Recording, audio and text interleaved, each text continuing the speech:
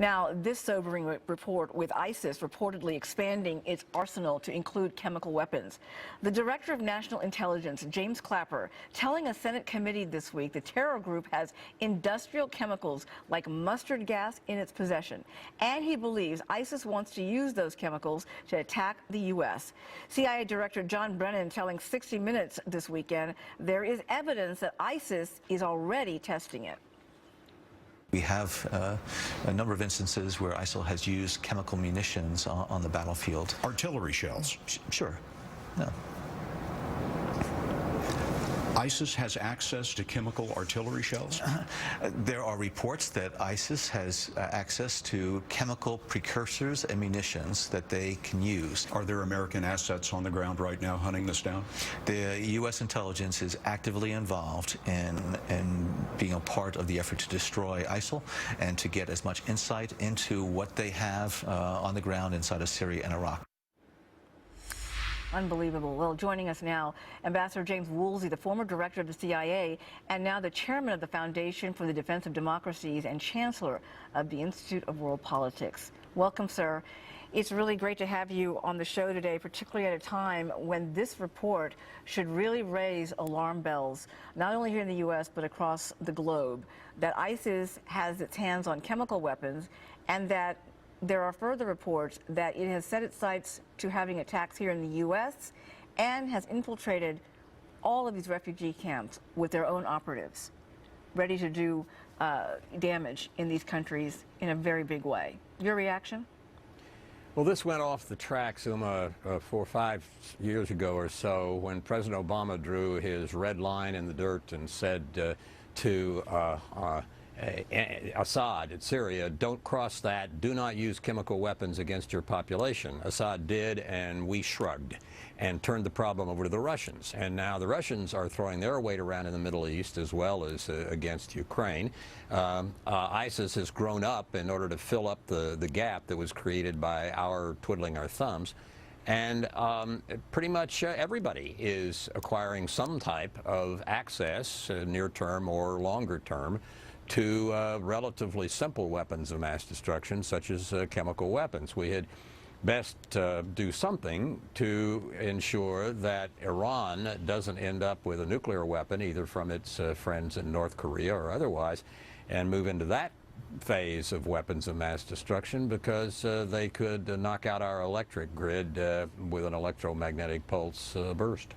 You know what I found really sobering this week was that we had the National Intelligence Director, James Clapper, telling members of Congress that they actually expect ISIS to hit us here in the U.S. It's basically an attitude like, well, we expect this to happen. It's probably going to happen this year.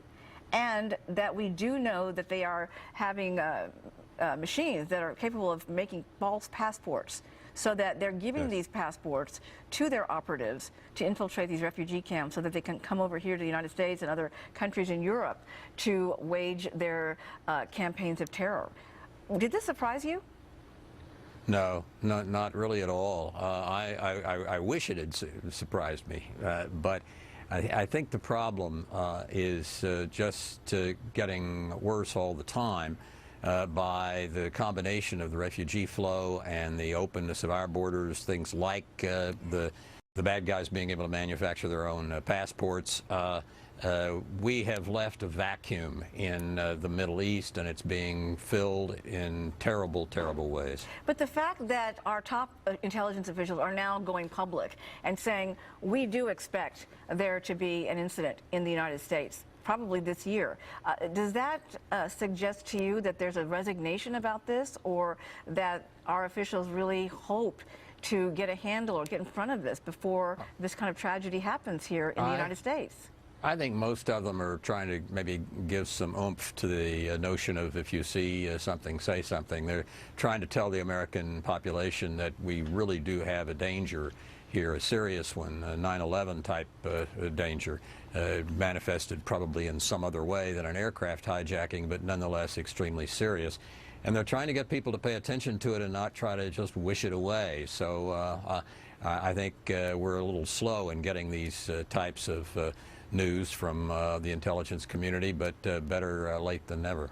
When you take a look at what's happening right now, though, do you feel like world leaders are still dragging their heels dealing with this huge challenge of confronting this terror network? Because it doesn't seem as though there is a sense of urgency at this point, knowing that we are getting these reports of machines making fake passports and that these terrorists are infiltrating the refugee camps. I mean, all of this seems to be happening at a very steady rate, and we still seem to be sitting back, you know, without a real clear plan of action at this point.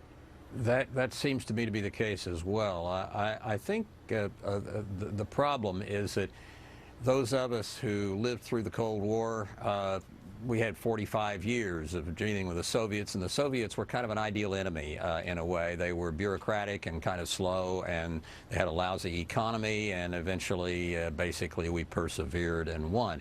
And they weren't fanatics. I negotiated with those guys 4 times over major treaties, and they didn't want to die for the principle of each according to his ability, to each according to his need. They wanted to remodel their dachas outside Moscow.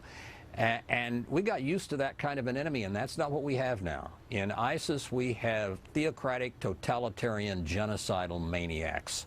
And they're also imperialists on the side. They want to build up their empire, essentially, the caliphate. And we have an enemy that wants to literally crucify us, burn us alive, and anything they do which kills us or endangers the United States and the West, from their point of view, is a religious obligation.